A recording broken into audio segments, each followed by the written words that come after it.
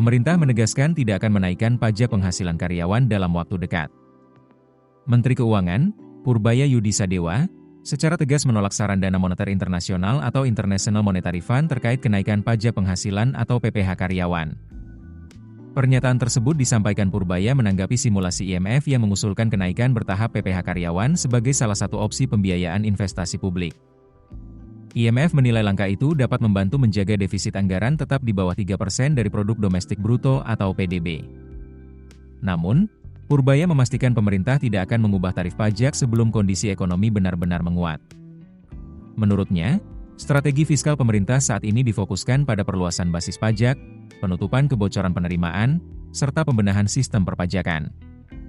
Selain itu, pemerintah juga mendorong pertumbuhan ekonomi agar penerimaan pajak meningkat secara alami seiring ekspansi ekonomi nasional.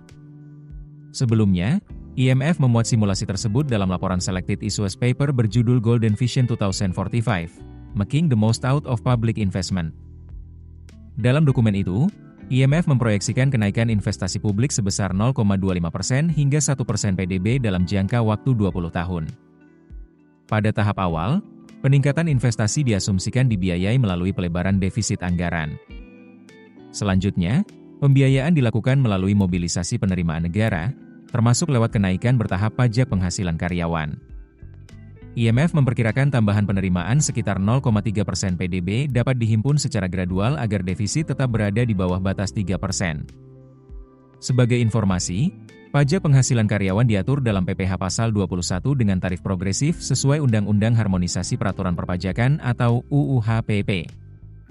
Tarif yang berlaku saat ini adalah 5% untuk penghasilan kena pajak hingga Rp60 juta per tahun, 15% untuk Rp60 juta sampai Rp250 juta, 25% untuk Rp250 juta sampai Rp500 juta, 30% untuk Rp500 juta sampai Rp5 miliar, 35% untuk penghasilan di atas Rp5 miliar. Dengan penegasan ini, pemerintah memastikan belum ada rencana menaikkan tarif PPh karyawan. Fokus utama saat ini adalah menjaga pertumbuhan ekonomi sekaligus memastikan defisit anggaran tetap terkendali. Perkembangan kebijakan fiskal ke depan tentu masih akan menjadi perhatian publik dan pelaku usaha.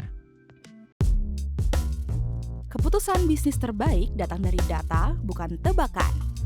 Mudah berlangganan Business Insight dengan subscribe with Google.